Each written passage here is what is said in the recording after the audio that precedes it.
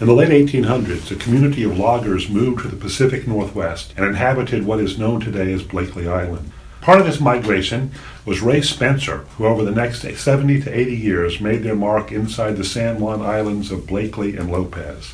During this period, Ray Spencer met a woman who he eventually married, who insisted on making a home to begin their family. Seeing as Ray was the man who knew his way around a forest and could properly cut down a tree, they went up into the woods and built a clapboard house that was cut from a sawmill. So he found a quaint spot near a pond, later to be called Spencer Pond.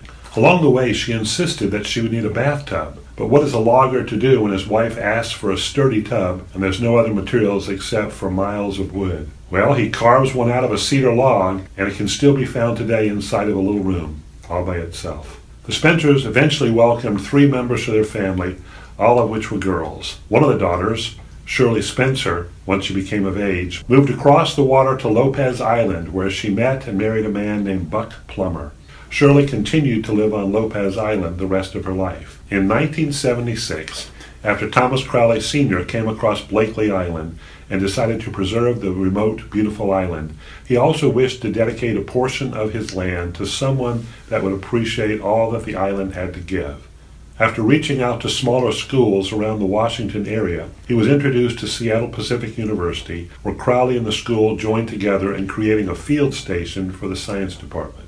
This not only allowed Crowley to fully enact his easement act of preserving this 33,000 acres of land, but in addition, it allowed SPU to gain 1,000 acres of the protected land and provide a new experience for students. But before the Blakely Island Field Station for SPU was fully constructed, the workers and professors and students helping alongside needed a place to sleep, so they made do with what was already built and found their way to Spencer Cabin.